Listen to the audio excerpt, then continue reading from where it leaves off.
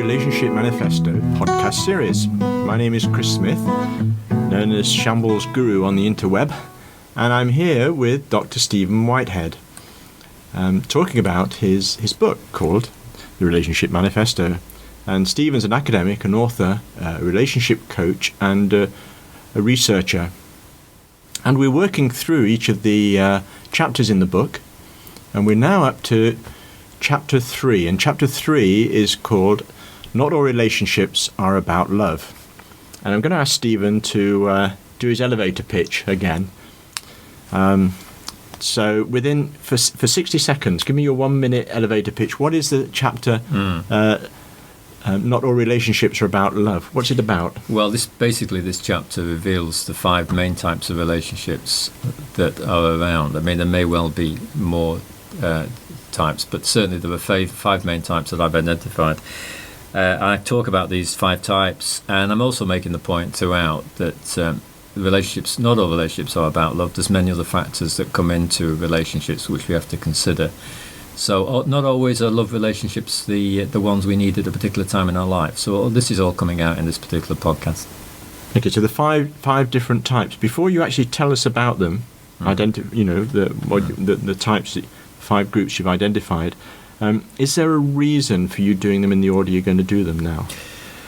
No, not really. I mean, I think I will start with what I call the peripheral relationship, and that is probably the lightest of the 5, in so much as it's one that can be important to us, but it's not one that's earth-moving. And I'm going to end up with what I call the formative relationship. And the formative one is one that we will grow into, and it develops almost in an organic way over many years. Okay, so are we going from the easy to the hard? Yeah, in some respects, and in between that, there's the good and the bad and the ugly. Okay, excuse me, this is serious stuff. This, okay, we're not supposed to laugh. This is I'll serious. humour. So your first type then.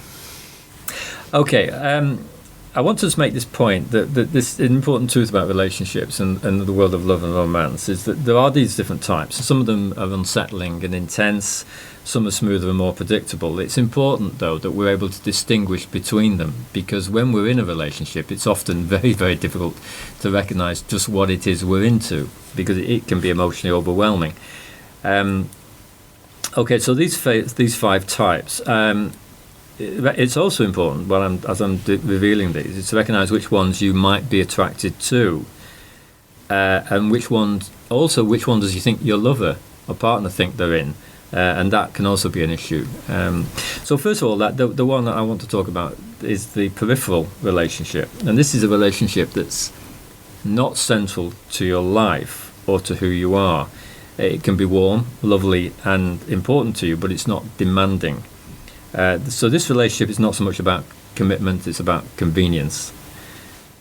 These sorts of relationships work best when you are between big loves. And they are only dangerous when we mistake them for more than they are, or they can be, or your partner does.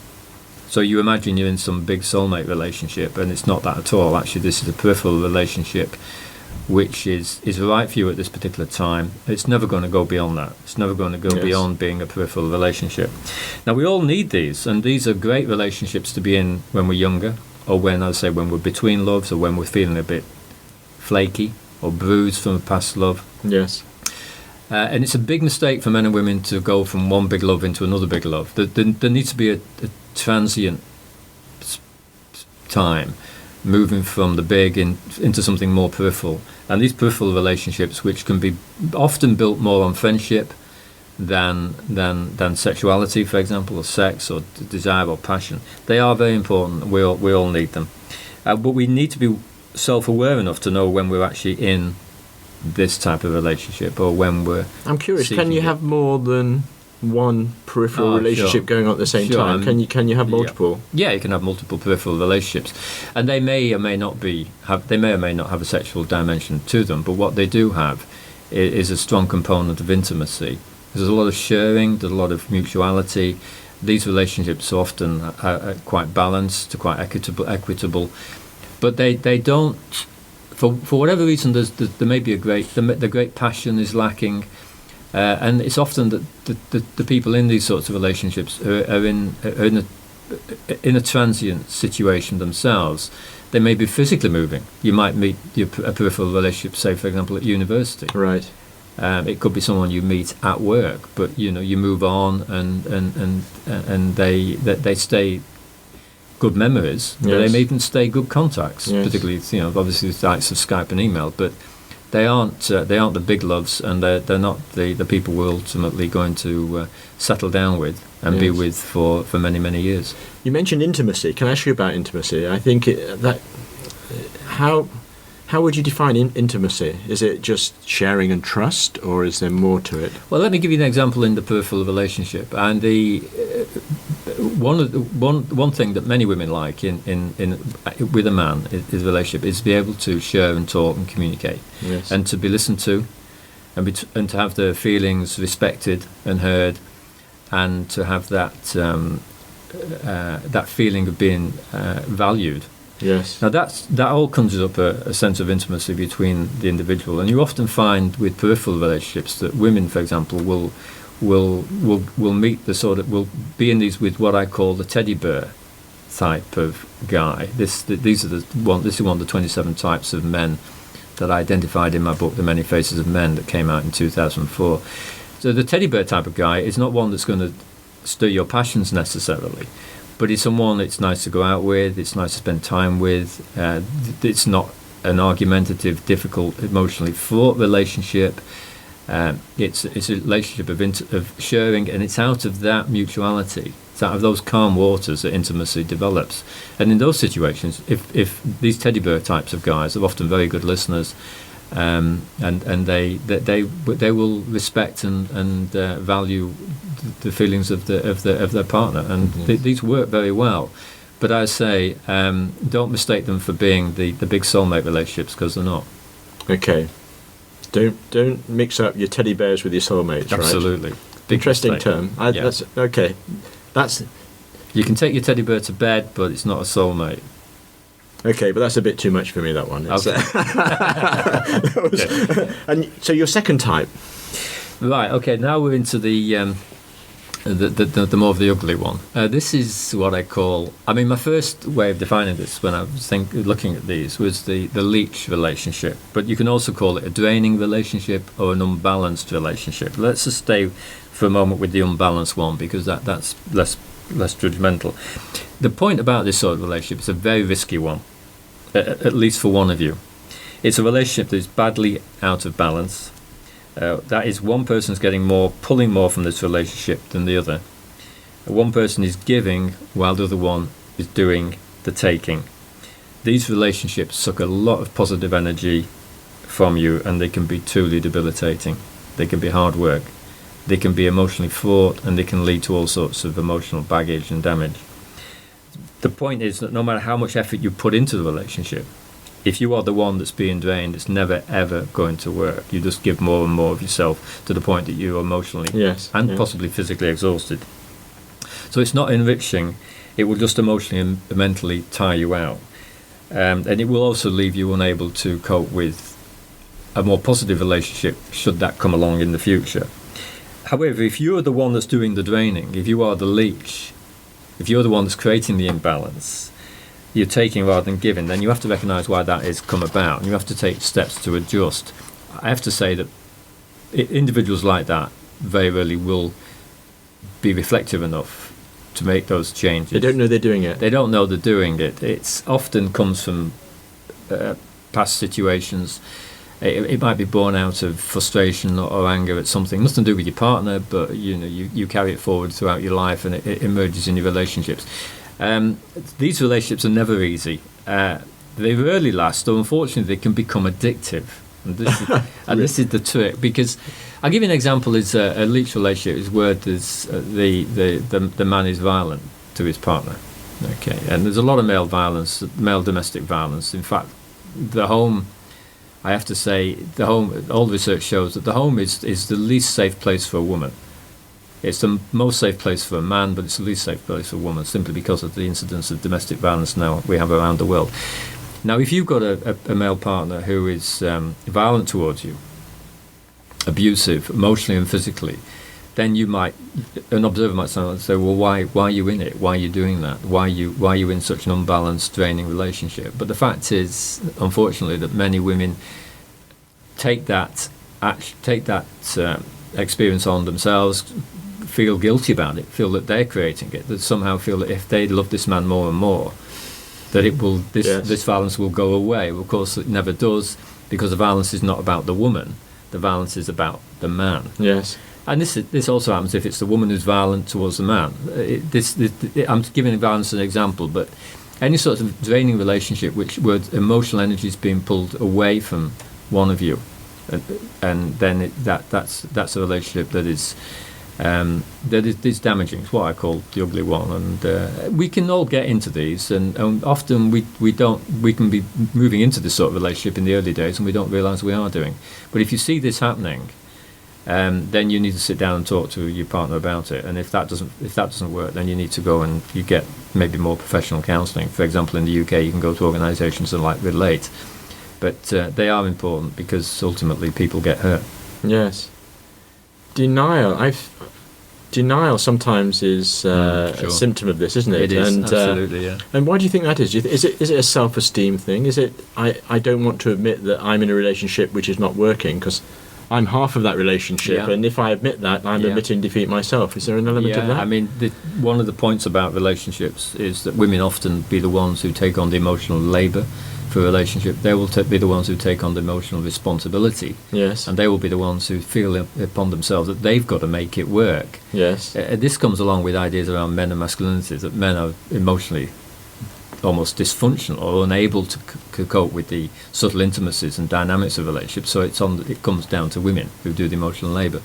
Whether that might be true in many cases, certainly not true in everyone. But women will then feel, this is what you call this state of a denial. They think, well, I'm just not working hard enough. I'm just not trying hard enough. Yes. And they will make excuses for their partner. If their partner is abusive, they'll make excuses to their family, their friends, and say, well, it's only because he's tired or he's working hard or I didn't give him his right meal last night, or the children are playing up, whatever. Yes.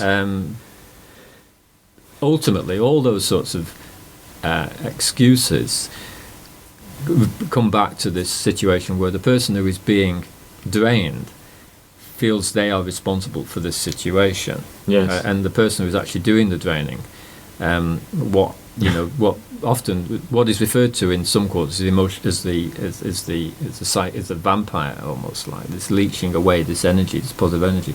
These people don't realise they're doing it. It's just part of who they are. And they can feel that the relationship is in balance and okay for them, but it's not, of course. Yeah, so number 2 is the vampire relationship. I don't like you. Let's just call it the unbalanced one or the draining relationship. But it's when the book is finished, I'll have the title for it. I mean, anybody listening wants to suggest a title, then I'm very happy to consider it. It might be the vampire relationship. Yeah, that's quite good. So a few cloves of garlic and you can get over that relationship. No, I shouldn't be flippant. Number 3, what is your third one? This is one that we see a lot of, and particularly in relationships where there's an imbalance of finances. This is the functional relationship. Now, these relationships have a strong element of pragmatism to make them work. In fact, all relationships must have a strong element of pragmatism. But a functional relationship is based entirely on what each person can get out of the other. I mean, that might sound hard and mercenary, but it is true of many relationships. It's not, however, about love. It might be about money, about property. It might be about social status. It might just be about association.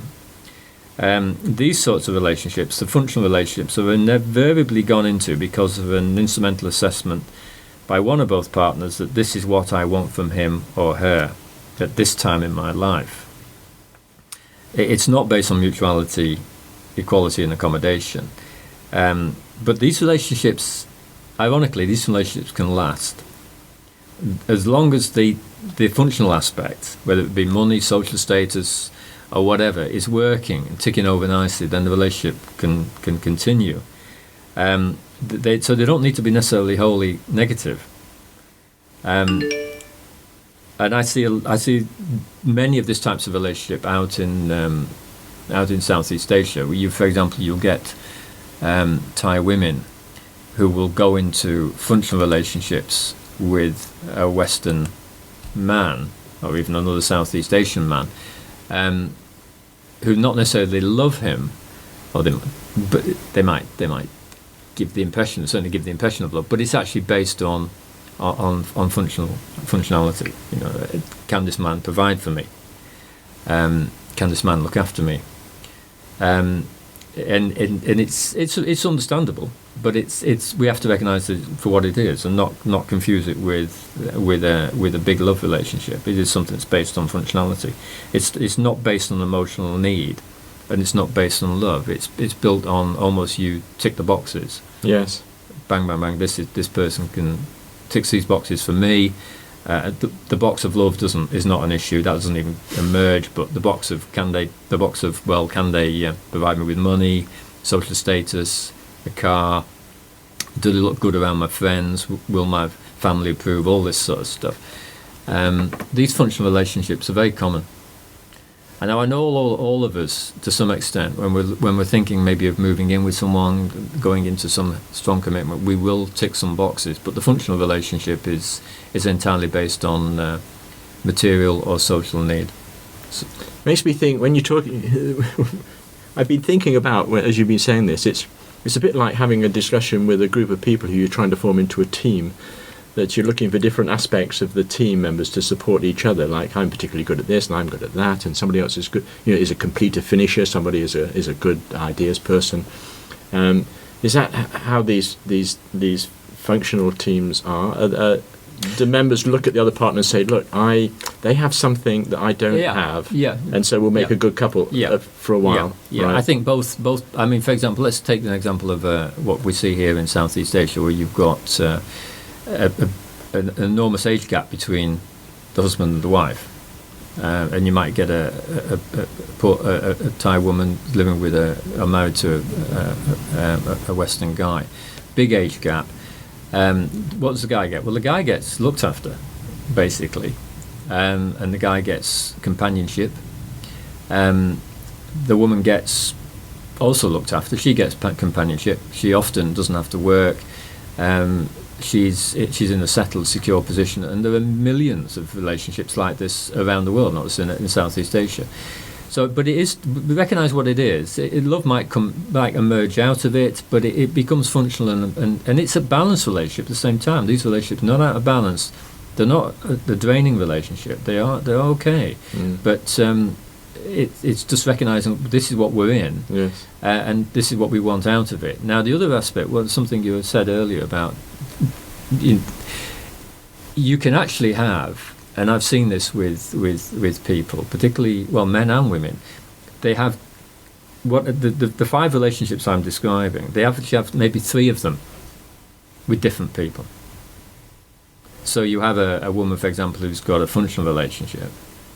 She's got a soulmate relationship, and she's got a peripheral relationship. Now, those 3 may or may not all have a sexual component in them. Simultaneously? Yeah, these are all operating simultaneously. Right. Now, it can be done. I mean, people do it, and they certainly more mature people in the 30s, 40s can become quite skilled at working this. And I know many people, not just here in Thailand, but also in the West, who've done this and do it. Yes. So they have one person who fulfills or ticks certain boxes. They have someone else who ticks other boxes, and someone else who ticks others, and it's a way of blending these relationships, and that is the final one that's not identified here, but the number 6 is this blended relationship. That, however, is not a single relationship. It's a mix of multiple types. Okay, but before we go on to that, we've got two more. So we have Peripheral. Yeah. We have the one which I'm always going to call the vampire, but it's not called the vampire relationship. We've got a functional one, and actually, you mentioned the term mercenary. It's not quite as cold as mercenary, though. No, I don't see it as mercenary. I think it's quite reasonable for people to go in and with a pragmatic attitude. I mean, why not? You know, we all have particular needs, and I think it's important that we recognise the needs.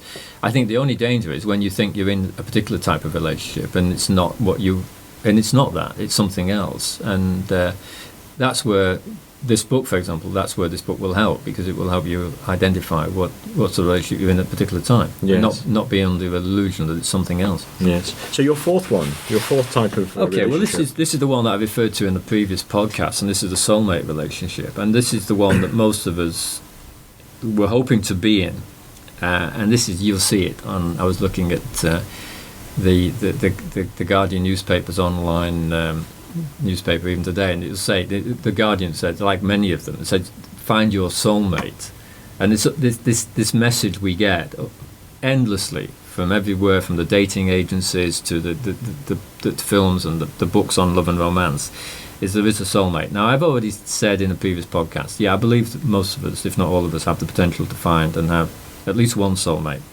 These are the relationships which are the most difficult to predict and prepare for. These soulmates can come to us when we're least expecting it, and often from the most unlikely places, and we can meet them anywhere. I mean, you asked about, well, where can I meet my soulmate? Well, you just can't predict. It can be work, internet, it could be on holiday, it could be the next door neighbour. The point is, though, you'll know when you've met this person. This person shakes your foundations, they shake your roots. I'd say in some religions, the soulmate is seen as someone from a past life with whom we've got unfinished business, and therefore we can't avoid in this one. Now, whether you want to go along with that or not. Do you go along with that? I personally do, but that's because I've converted to Buddhism, and I see it in that. I do see it in that way. But I certainly wouldn't present that idea to all and sundry. People quite reasonably are going to reject that notion. That's my own little myth that I'm happy to hang on to. Okay. But however you see it,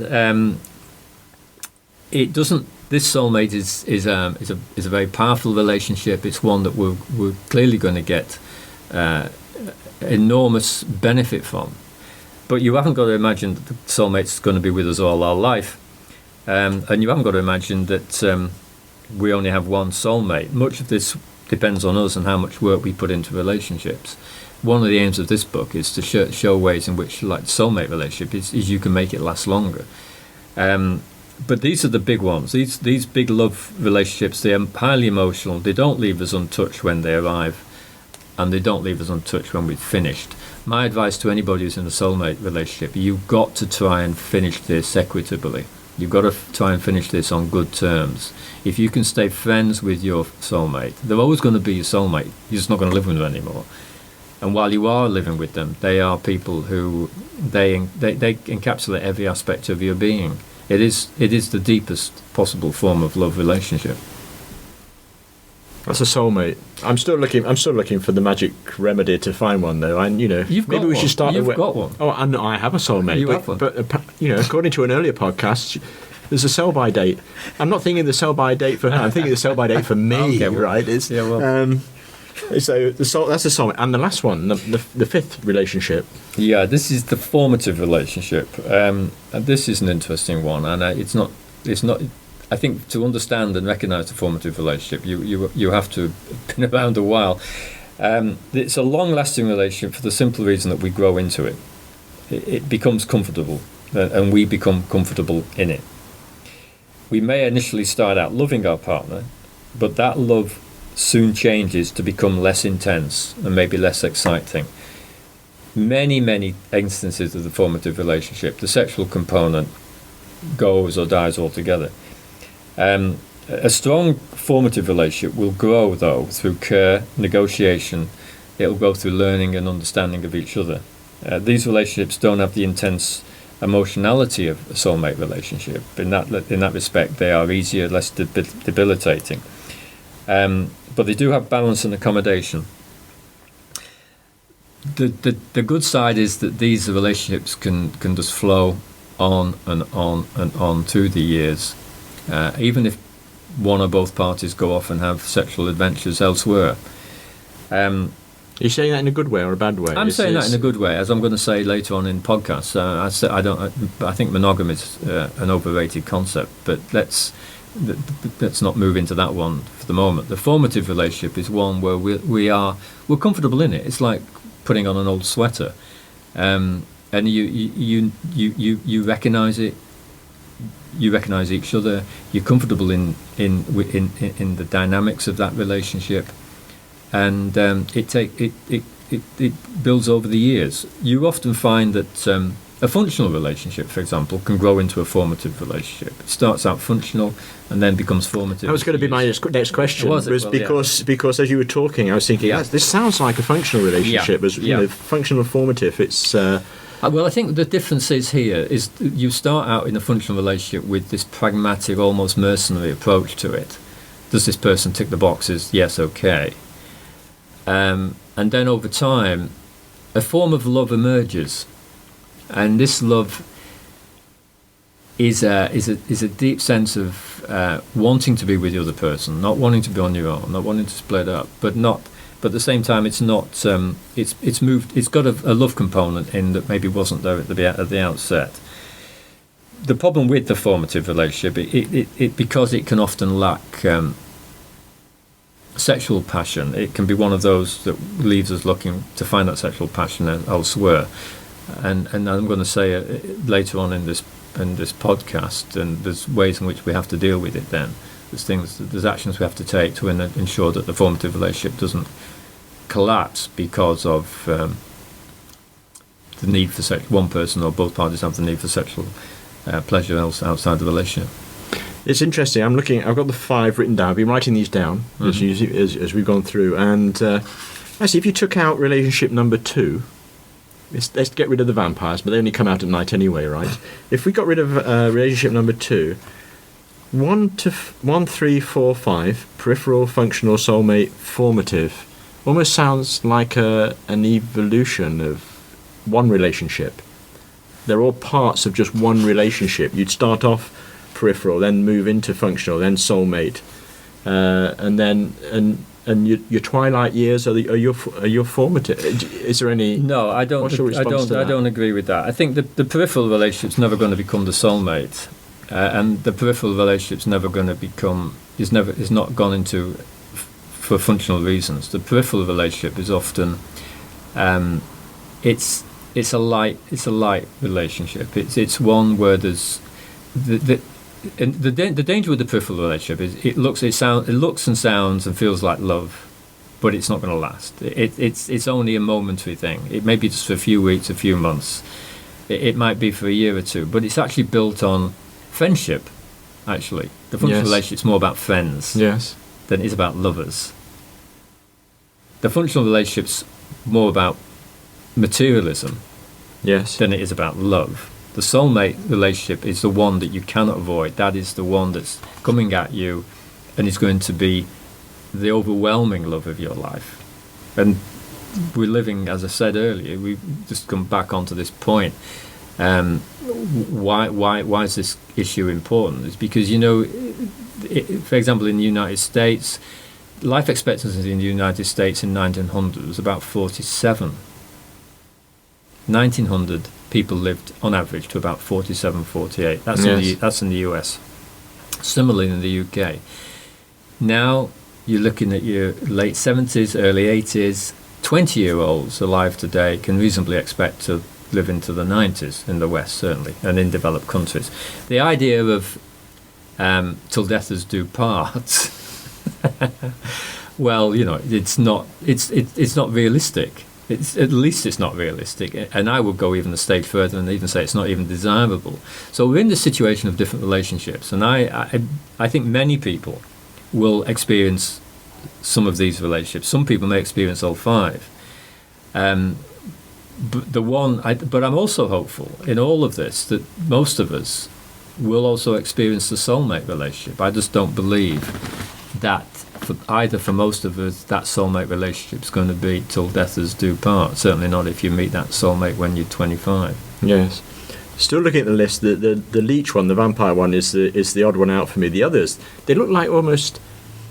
I'm not sure whether you correlate those to age. Well, certainly the formative one, I would.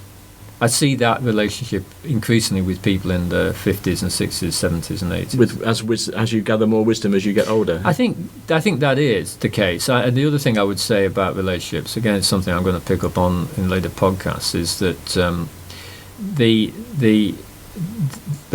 those individuals who are more likely to hold down a stable relationship over a long period of time, will be those men and women in the 50s and in the 60s, and that's the interesting thing, because I've just said to you that people had a life expectancy about 47. Yes.